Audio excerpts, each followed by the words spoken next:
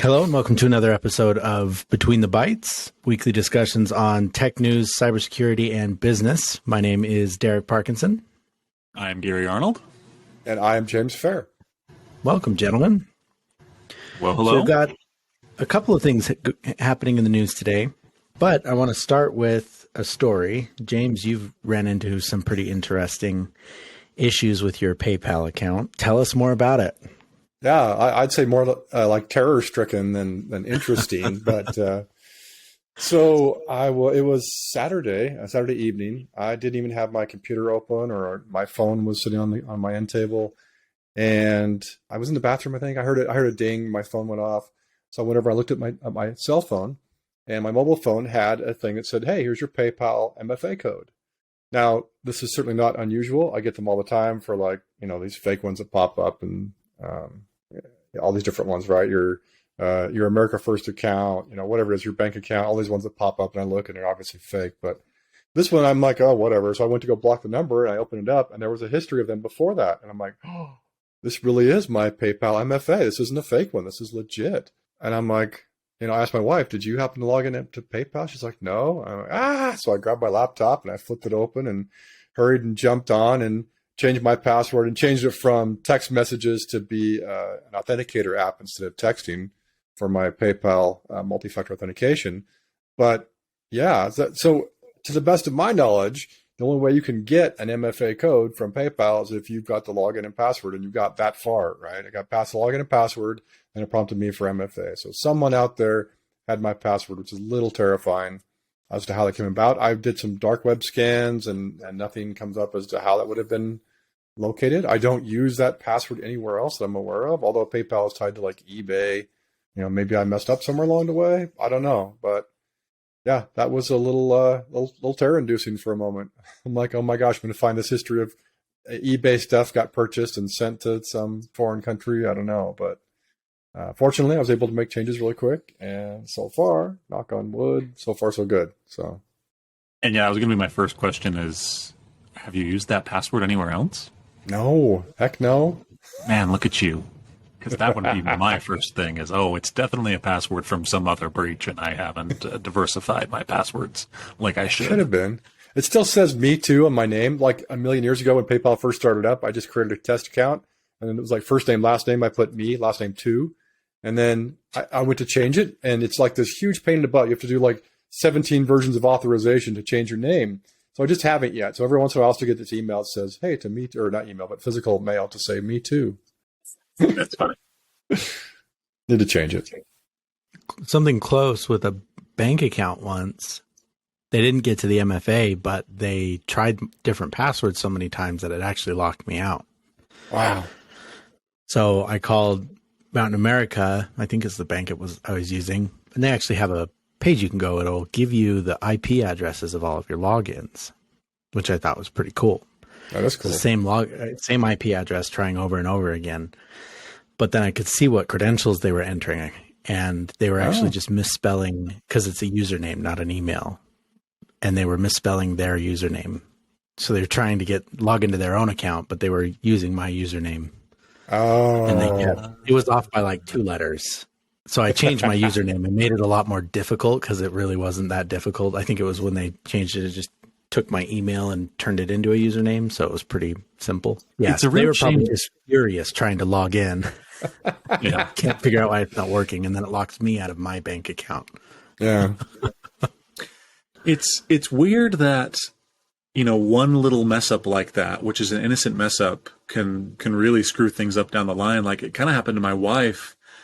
Somebody was trying to apply for credit or a bank account or something, and somebody must have fat fingered a digit, and they put in her social security number versus this person's. And again, it could have been just one number different. And then and this was years ago, but when we were running like some sort of credit score to get a loan for a car or something like that, it came up with this, you have a bank account in Ohio or something. And we're like, nope, never been to Ohio, never even, and it, they tracked it down, we cleaned it up, it's all good. But again, just little fat fingering, little things like that, can really mess things up. I got this guy who has a very similar name. So first first name and last name the same, his different middle initial. And I don't know if he does it on purpose, or I think he's older. But a couple of years ago, I started getting email messages, not from me. And I'm like, what is this? It was a family gathering in the Pacific Northwest of in Washington. And all these families started chiming in. The cousins are going to attend this, and aunts and uncles. And I finally responded and said, you guys, I don't know who this is for, but I'm not part of your family, Yeah. And the guy said, oh, that's me. He mentioned his different middle initial. And since then, I'll get these things from the Pacific Northwest, like, oh, here's your oil change information. I guess he just goes in and puts, because I use a pretty, first and last name at Gmail, right? So I picked it up when Gmail first rolled out. Well, he must forget he has a middle initial, or he thinks he puts a dot in there, it'll go to him instead, which it doesn't. But I keep getting, every once in a while, I'll get like doctor's visits or a bill for a dentist, and the oil change information on my car was the last one. And it's all from Washington, so I know exactly who it is. But maybe you should just go show up to the family reunion. I would have accepted like a meal assignment and just gone. Yeah, I'll cook breakfast on Saturday for everybody. Invited me. I'm here. Be there. Yeah. Who are you? Like, oh, I'm James Fair. Don't you remember? I don't know. You guys sent me a text.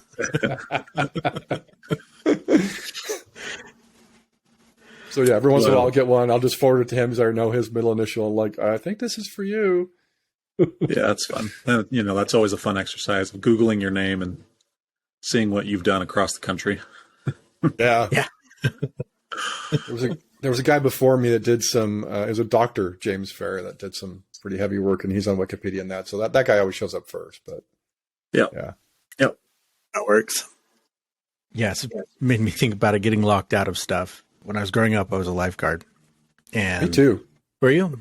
See, I worked for casinos in Mesquite, and they pay wonderfully. That's just what casinos do, is whatever position you have. Oh, you just get paid so well. But you'd spend X amount of time, rotating through the different lifeguard stands. And then when you're off stand, you'd get 30 minutes to an hour of a break. Well, someone had tried to pull a prank, put all my clothes in the pool or something like that when I was on stand. So when that person went up on stand, I got their iPhone out. And I tried and failed with their password so many times that I locked them out of their iPhone for 3 hours. So if you know any iPhone users, it's a really good prank. Don't go too far though, because there is a point where iPhone will wipe the phone. Ouch. So, yeah. 1 to 3 hours, like it'll tell you, you're locked out for 30 minutes and then you get one try. If you get it wrong, it takes it up to 2 hours or something like that. So it's pretty small world. My parents lived in Mesquite for a long time. So. Oh, really? Yeah. I just sold my mom's house last year and moved her up here with us. So that's funny. Yeah. I worked for Black Gaming, which is the Casablanca. Yeah. The Oasis, rest in peace, and the Virgin River. She lived right behind Casablanca, so she got all the perks from it and got to go get free meals and all that stuff all the time there. So they were forever inviting us to come down to go to buffets.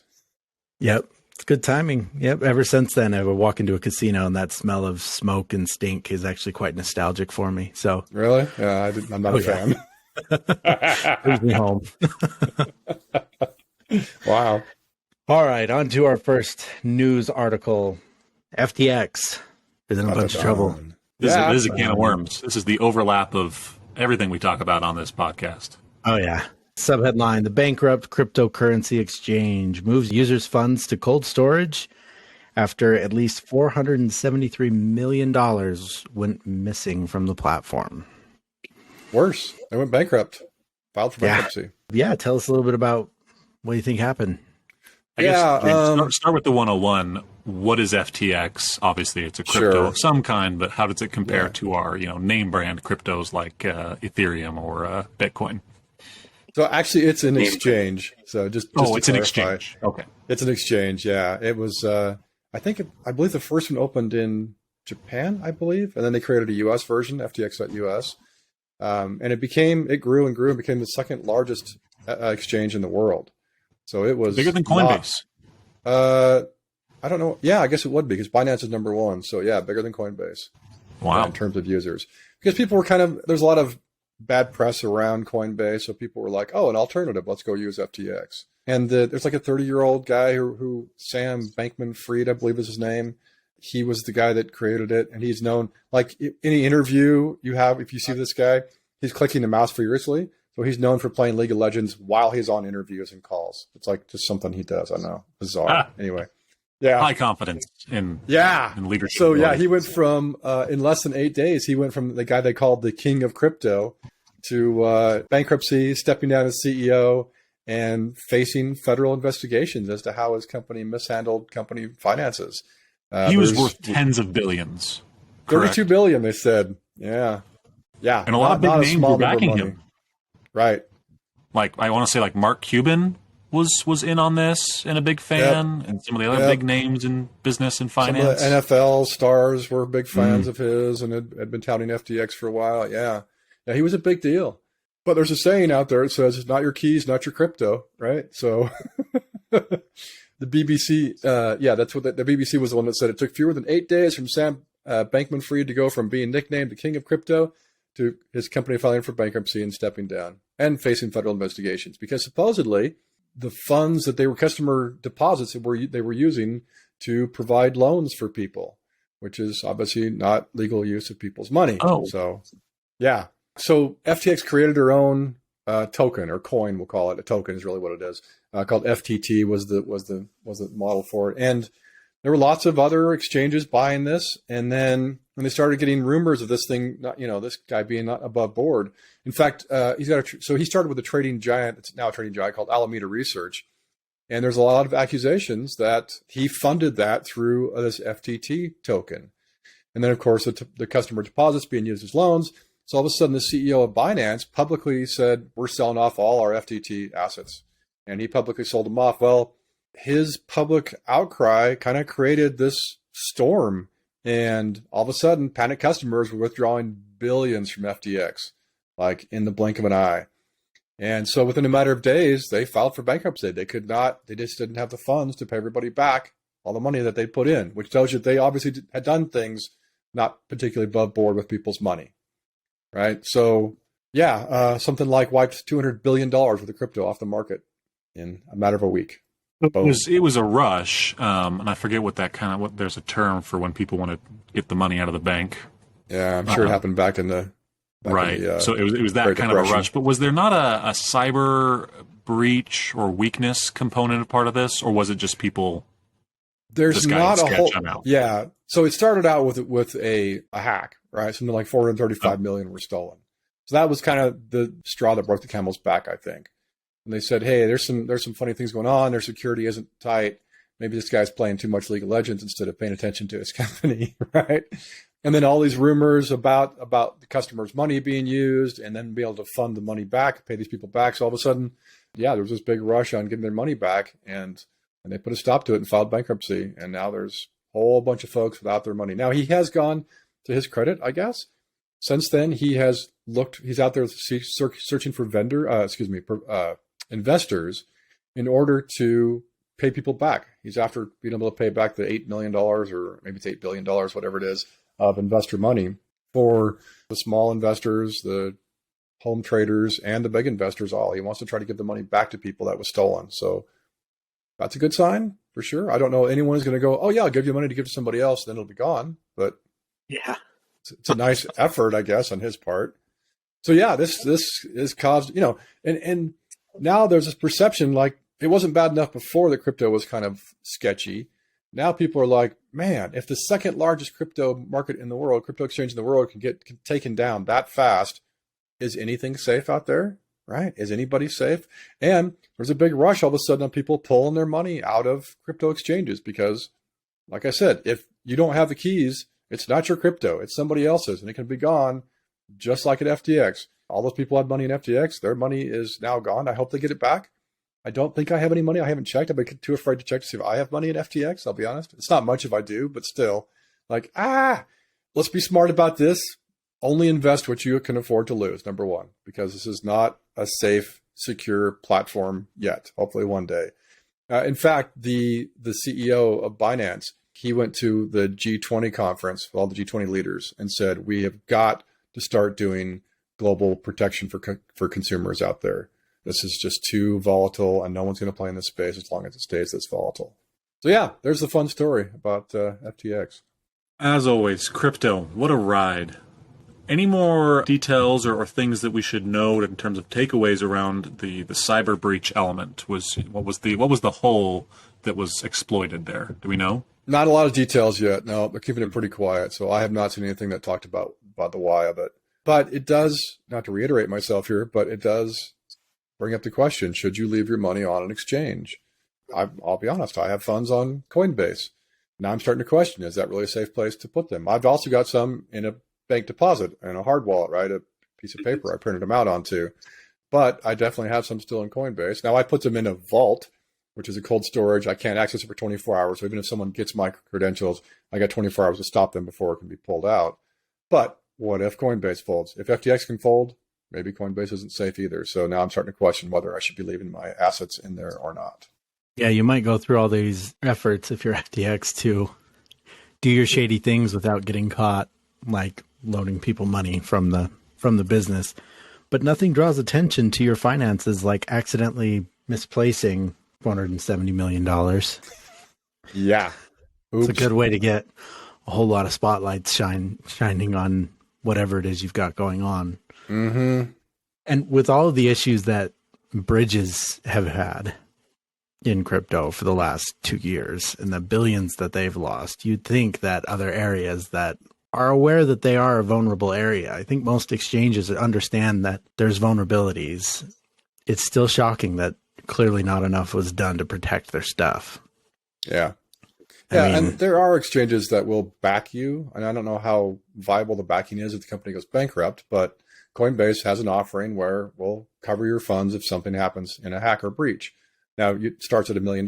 So unless you got $1 million to throw it their way, it's not really an option for the average investor. But obviously, global regulation and protection is needed here. We need to do something about this. It's not okay for hard-earned people to keep losing money. And in some countries where their currency is being devalued or going away, people are turning toward crypto as a means to hedge their money, or keep some of it secure. And now even that is not a good option for those folks. So yeah, we definitely need some protection here for sure, in my opinion. That does remind me, and maybe we as a group are due for some homework on a future episode to follow up on. There were a couple episodes this past year where we talked about the White House issuing statements, a variety of types or declarations around cybersecurity and around crypto. Most of them were around we're going to put together a committee to investigate what we're going to then do. Right. Classic government, but I think maybe we can follow back up and see. Okay, a lot of those had time frames, 90-day, 120-day, or more. Maybe there's been some things published, and maybe the government, because that was one of the key points, was that the government is exploring regulation. It's going to be coming. In what form? We don't know. Who knows? But maybe we can cover that here in the next few weeks on the podcast of what is the government done this year, or what is the government looking to do in the next year around this field. I like it. Yeah, that's the interesting thing is I understand the draw for crypto, stepping away from the regulation. But when you step away from regulation, you step away from all the protection, clearly. I mean, how many major financial institutions like JP Morgan Chase, how many of them have had millions or even billions stolen from them repeatedly in like a 2 or a 3 year stretch? It's just not something that happens. Absolutely, it can happen, but there's a lot more protection that goes on. There's the insurance. There's a lot of protection all the way down to your everyday account holder at these banks.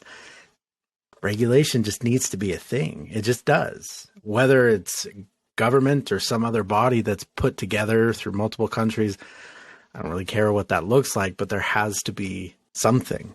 It's the classic people who think they want an anarchist society, and then they need someone to lead that society. Then they decide that, there should be a group of people, to make sure that leader doesn't have absolute power. There should be a group of people. Then all of a sudden they've just created a new government. It's not true anarchy. It's not really attainable. All right. Well, if you look at the banks, right? I mean, usually you're right. Usually there aren't hacks in the banks. It's the opposite. If we look at, I don't know, throw some names out there like Wells Fargo, they're doing the opposite. They're creating accounts in people's names and generating billions of dollars by taking from the consumers. So consumers need protection from the. So this is supposed to be counter to that, right? It's what crypto is all about. Like that stuff stops happening. But yeah. Yeah, there's shady things everywhere. That's for sure. And I'm definitely not sitting here saying banks are good people. That's not true in the slightest.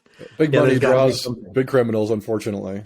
Yeah. Do you want to get stuff stolen from you by a big business, or do you want it to be more like the Wild West and you can get robbed on the side of the road one day? That's unfortunately, those are your choices. You're going to get robbed one way or the other. Right. How do you want it to happen? I mean, I guess that's a pivot point to maybe the last thing we can discuss, because we would be remiss to not talk at least a little bit about the billionaire everyone loves to troll, who's having a very bad day, a very bad week, a very bad month of his own making. Let's be very clear here. Twitter, the Twitter fiasco, yeah. Man, it's going to go down in history. It's just weird living through history. But then again, it's Twitter. Who actually cares about Twitter? So is it that historical? But we don't need to go into the big pundit commentary on him being a billionaire and where he spends his money and his time. And if you are curious about the saga that is unfolded at Twitter, just log on Twitter and see what happens. But I guess the thing that we can maybe just touch on as we close out this episode is he's deciding to clean house in a lot of different ways. And one of the ways that he decided to do that, again, this was just something that stood out to me and I think applies here to what we typically talk about on the podcast, is it looks like there's a lot of bloat or whatever in our code and in the applications and the technology stack that we use here internally at Twitter. And I'm going to cut that, and it's going to save us costs, and it's going to make the app run more efficiently and cleanly. Now, James, does this sound familiar to you? Have you heard this kind of thinking in smaller scales with the IT or network at other companies? Yeah, a lot of times people want to come in and staffing, certainly, right? We're going to come in and clean up, trim the fat, clean up the mess, when folks get bought out or venture capitalists step in, or a company will be struggling and they'll hire someone to come in and do that same kind of thing, right? Let's come in here and clean this up a bit. I mean, I'm pretty sure I've heard a story, whether it was from you or from Ben or somebody else. It was the classic, we don't need this server. This thing's 8 years old. Let's just unplug it and chuck it out. It'll be fine, right? Whew. Bad things happen. Right. And that's, somebody put it that it was a classic mentality of, oh, I could make that better, outside looking in. And we're all guilty of it. How many of us have ever, been watching some kind of a sport on TV and the person with the ball makes a pass that was not the best pass he could have made. And you stand up, yell at the TV, why didn't he just pass it to that guy? And it's because he doesn't have the bird's eye view of the court or the field that you have. It always seems easier outside looking in. That mentality is just unavoidable for all of mankind. And this is a very extreme case of that. Yeah, it's a pretty classic mentality. Well, he laid off the CEO and the CFO, so that's certainly generated some free funding there, I would assume. He's got some funds to work with now, but yeah, and he's doing cool stuff like he's going to disable the ability to see where a tweet came from. I don't know if you guys saw that or not. That's this latest thing. He's going to turn off the ability to see where a tweet came from, which is often amusing. Like, right. Not to throw names out there, but Gal Gadot, right? She talked about how much she loved her new Hungwei phone. And then at the bottom in the corner, someone circled it and said, sent from Twitter for iPhone. Yep. Stuff like that happens all the time. Sent from my fridge. I saw when it said sent from my fridge.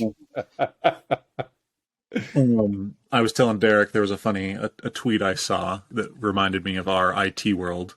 As Elon goes in and tries to clean out apps or clean out code or clean out things, and he has straight up deleted things that now in retrospect were critical to the infrastructure of Twitter, though it still runs, of course. But it was this thing of, you're on your home user computer and it's running slow and your disk drive is getting full. And, this System32 file seems to be taking up a lot of space. I think I'll just delete that and that'll clean up the hard drive. It's that level of thinking. We have had users that said my hard drive was full, so I just formatted it. Right. And then nothing works. Can you help me? Wow, really? I deleted this Windows folder. It was taking up so much room. Or System32. Yeah, that's a good one. System32. My mind is that there was some level of surprise with Elon of what happens if you allow, verifications, a little blue check mark that was initially there to show that you are who you're claiming to be. Right. Allowing accounts to get verified for $8 or $12, whatever it was. The fact that people were surprised that the trolls out there were willing to spend $8 to get a blue check mark next to their fake accounts. I don't know why that was shocking to anybody. Definitely shouldn't have been shocking to Elon being an active Twitter user. And a troll. If you've used Twitter, you've dealt with fake accounts. That's just what it is. Mm-hmm. So now you have these verified accounts of politicians, actors, and actresses that are absolutely not themselves. They're fake accounts, but they have the blue check mark there, which was the one defense that you had against those fake accounts. So now he's reinventing the wheel, this brand new idea of ways to prove that you are who you are. So it's basically like a double verification. Well, and you saw what came about because of that. Yeah, you saw what came about is that those parody accounts that were blue check mark seemingly verified, which, I mean, they paid to be verified, whatever that means now, wiped out hundreds of millions of dollars of market value, market capitalization for some of the Fortune 500 companies. There was the one, and I forget the name of the company that produces insulin, some account with a very similar looking name, and this goes back to classic cybersecurity, is checking the URL. All it takes is one letter difference or one slight tweak in the domain to make it look like it's a legitimate domain, or in this case, a legitimate Twitter account saying, oh, insulin is now free, or insulin is now $5. And stock just tanked for that company. And real world money in the real world stock market from a imaginary tweet. Somebody was sitting there waiting to sell that stuff, right? They made money on that, you guaranteed. Mm-hmm. Oh, yeah. I think my favorite was the one someone created a Twitter account for Chiquita Bananas. And they tweeted that they have successfully overthrown the government of Brazil, I think it is, wherever that is. Well, somebody else created another fake and verified Chiquita Banana company on Twitter. And they posted this apology, said, sorry, this was all fake. We have not successfully overthrown a government since 1973 or whatever year that whole fiasco was. That was hilarious. Wow. There are some pretty funny things coming out of it. We should do an episode of disinformation. Yeah. Oh, I know, right? That would be pretty entertaining.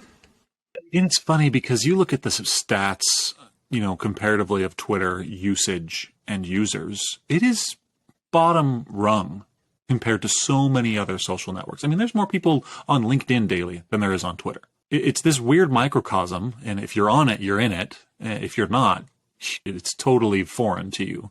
But man, does it seem to impact modern culture and certainly tech culture in a big way. It's getting worse now because since Elon started messing with them, I've seen these other ones crop up. These alternatives to Twitter start cropping up because people are looking for something else. They're like, this is dumb. I'm going to go somewhere else with my 140 characters or whatever it is. I'm going to go to Trump's platform. The last little announcement I heard is, well, obviously Elon's running into issues with advertising dollars, right? If you're a business and this is what's going on, fake news and fake accounts aside, but all the hate speech and then also just the general turmoil, you're putting money into Twitter it doesn't feel as good as it used to. And of course you're not going to advertise. Why would you? Yeah. So then Elon, I guess he tweeted and said, Twitter was number one in sending, as far as sending referral traffic to websites. Twitter was number one. He got fact checked by his own Twitter's own marketing department, because it's not even remotely true. Twitter's at 7% of all of the market. They send 7% of the referral traffic.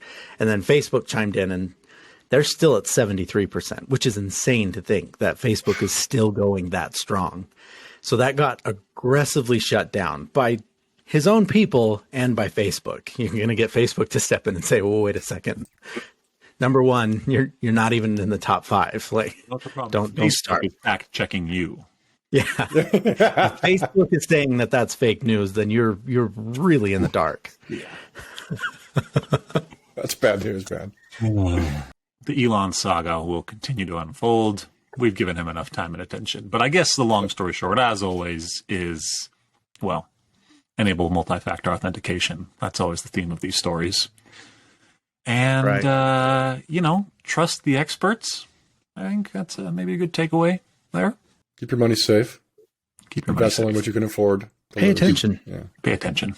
The last little nugget of fun information we've talked about DDoS quite a bit in the past. So if you want another brand new, fresh example of an accidental DDoS attack, Ticketmaster and Taylor Swift.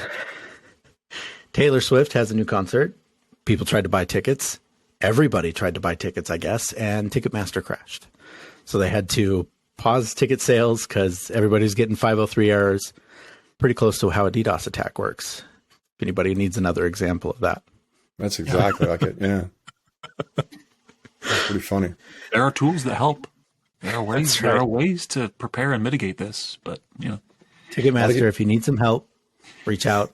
Executech.com and see what we can do for you guys. Taylor Swift is the destructor. That's right. Taylor Swift proof your app and website. Oh, I like that. Yeah, that's good. We're going marketing nerd now. We'll go ahead and end this episode.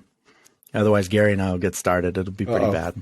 Thanks, everybody, for listening. Thank you, Gary and James, for joining us. Always a pleasure. We will catch you guys on the next episode. Thanks, guys. Be safe, everyone. See ya.